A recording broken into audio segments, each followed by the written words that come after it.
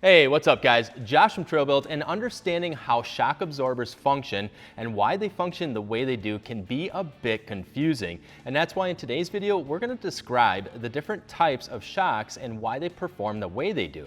This way, when you're picking out a new suspension kit on trailbuiltoffroad.com, you'll have a much better understanding of which shocks to choose for your particular off-road needs. So make sure and smash that subscribe button so that way you guys can hold on to the ride with us. Ready? Let's go. When it comes to picking out a suspension lift from us on TrailBuilt, many of the kits will either have a specific shock that is already tuned to your particular vehicle and application, or they will give you an option to upgrade the shocks, and many times we'll get questions through our customer service team asking about the different types of shocks and what makes them perform differently. So we thought, well, that would make a great informational video for all of you and help answer those questions ahead of time. To start, shock absorbers do exactly what their name is. They absorb the shocks and bumps from the road or trail. Pretty simple, right? But when we start looking at the different types of shocks, how they are made, and why some perform better than others, it turns into a much more complex science that could literally turn into a college course of understanding shocks. Fortunately, in this video, we're going to start with the basics, and then with each future video on shocks, we'll get more detailed and in-depth on the science behind how shock absorbers perform the way they do. One of the most common types of shock absorbers included with most of the suspension lifts we have on TrailBuilt is what's called a monotube shock. First developed in 1954 by Bilstein, the monotube shock has a single piston with hydraulic oil on one side of the piston and a pressurized gas on the other side piston, which is typically a nitrogen gas. The hydraulic fluid helps with dampening the forces from the bumps by slowing down the up and down travel or compression and rebound of the tire and wheel, and also helps dissipate heat energy that is created from the constant motion of the piston. The pressurized gas will also help with the dampening and absorption of the bumps and really helps those hard shocks or jolts from the road or trail.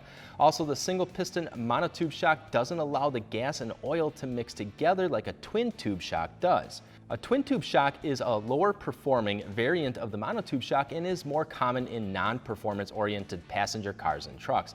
Twin tube shocks cost less than a monotube shock, and the twin tube design will allow the gas to blend with the hydraulic fluid, which after extended abuse and torture will create air bubbles in the oil called cavitation and will cause the piston to move much more freely, rendering the shock virtually useless in what is called shock fade.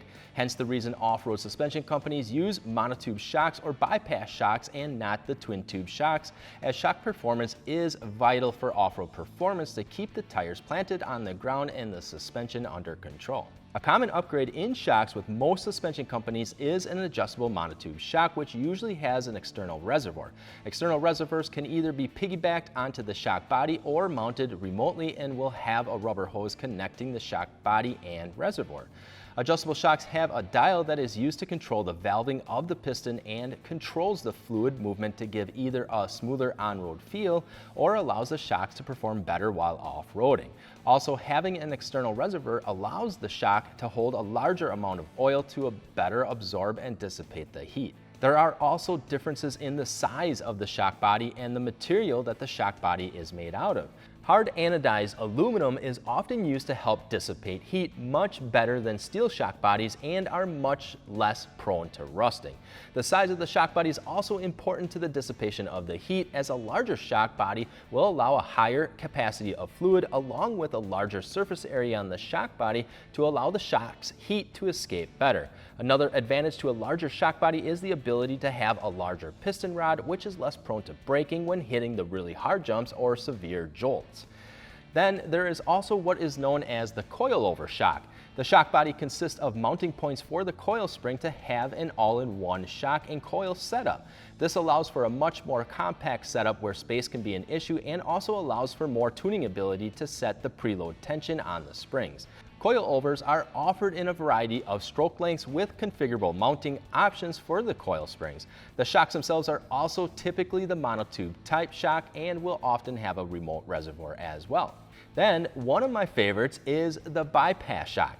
A bypass shock is designed for ultra-high performing off-road rigs because of its exceptional ability to dissipate heat and are often the main shock absorbers for trophy trucks, ultra-4 cars, and many other rigs that are designed to go fast in harsh terrains. They also have an almost unlimited amount of adjustability to really get you the exact ride and performance you're looking for on your rig.